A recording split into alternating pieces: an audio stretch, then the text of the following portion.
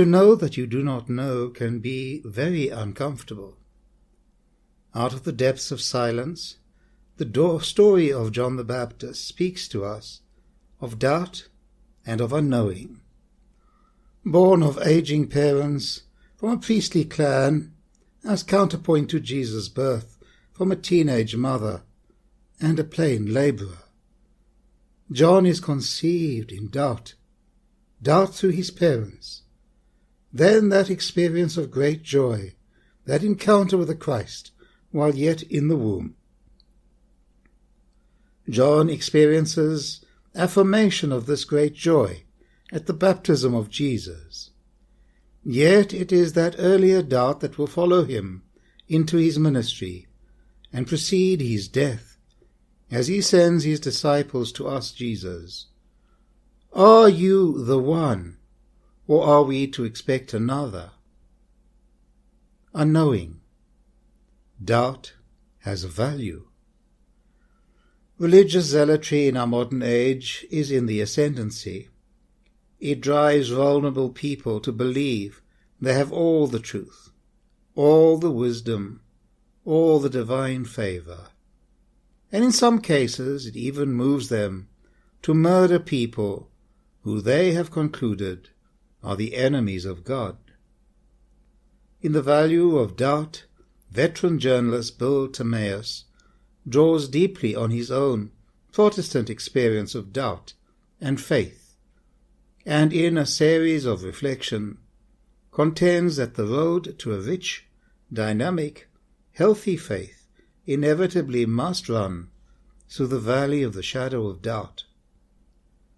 The opposite of faith, he says, is not doubt. Rather, the opposite of faith is certitude. Timaeus argues in favor of recognizing our mortality, of adopting the Benedictine virtue of humility, and of realizing that we live by metaphor, by allegory, by myth. It's the willingness to question, to reconsider, to be comfortable with ambiguity and paradox that will save faith from the hands of those who seem to know all the answers before they even hear the questions. And now an earlier story. From my bedroom window I am able to look down on Canterbury Cathedral, the little valley below, a beautiful pearl of timeless prayer in an ever-changing vista of colour and moods. A truly beautiful and glorious dancing Kincaid painting of light. But on this particular day, something is different. A recognition of a procession of people, slowly beginning, then ever faster, from those around me, to family and friends in my distant homeland, from the living to those who have died, falling into a forgotten past, the great events of our peoples, the edifice of history, and our crumbling monuments, slipping through the moments of my awareness into the blazing explosion of galaxies and stars. Another moment, and then a churning fall through the brilliant light into the abyss of Stygian darkness.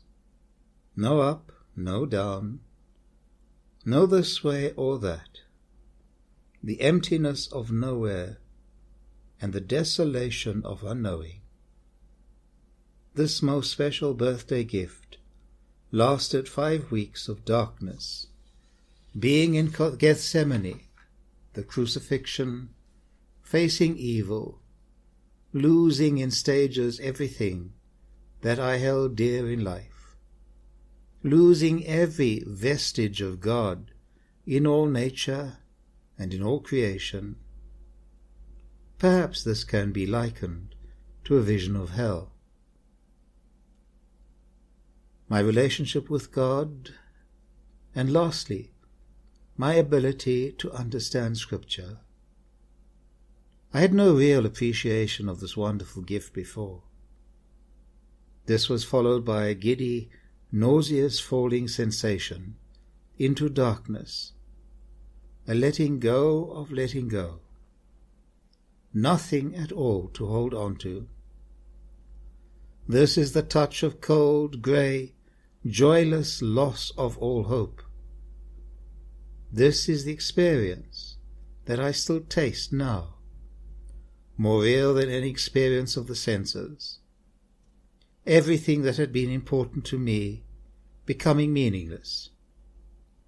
Functioning in such a sea of despair was not possible through such desolation. There's no more knowing. My God, why have you forsaken me? And now, darkly hushed the early morning, when gently calls the Lord, come and walk with me a while.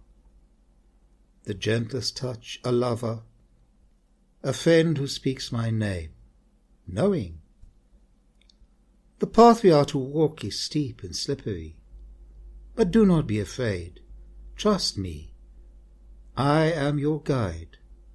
I am your strength. Lay your sandals aside.